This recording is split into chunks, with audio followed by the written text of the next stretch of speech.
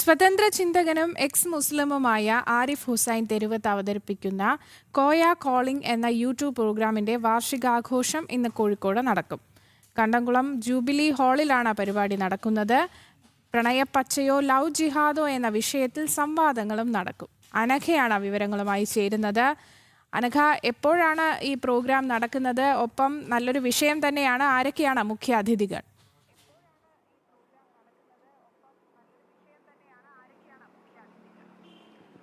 K P, ഇന്ന് അല്പസമയത്തിനകം ഏകദേശം 10 മണിയോടുകൂടിയാണ് ഈ ആക്ടിവിസ്റ്റും എക്സ് മുസ്ലിം ഒക്കെ ആയിട്ടുള്ള ഡോക്ടർ ആരിഫ് ഹുസൈൻ്റെ നേതൃത്വത്തിൽ നടന്നു വരുന്ന യൂട്യൂബിലെ പരിപാടിയായിട്ടുള്ള കോയ കോളിംഗ് എന്ന് പറയുന്ന പ്രോഗ്രാമിൻ്റെ വാർഷികാഘോഷം കോഴിക്കോട് കണ്ടംകുളം ജൂബിലി ഹാളിൽ നടക്കുക.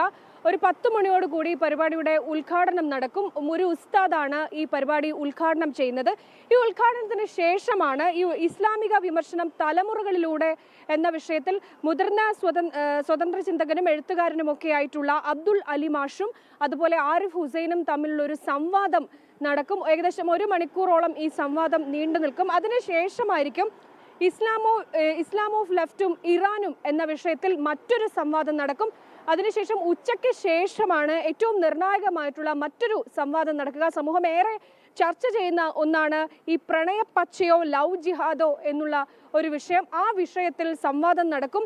ഇത്തരത്തിൽ ഈ മതം മാറ്റപ്പെട്ട മറ്റ് ഇത്തരത്തിലുള്ള ലവ് ജിഹാദ് കെണിയിൽപ്പെട്ട് മതം മാറ്റപ്പെട്ട പിന്നീട് തിരിച്ച് വന്ന ശ്രുതി അടക്കമുള്ള ഇതിനിരയായ ആളുകളടക്കമുള്ളവർ ഈ പരിപാടിയിൽ ഉണ്ടാകും എന്നുള്ളതാണ് ഇതിനേറെ പ്രസക്തമാകുന്നത്. ഉച്ചയ്ക്ക് ശേഷമായിരിക്കും ഈ പരിപാടി നടത്തുക.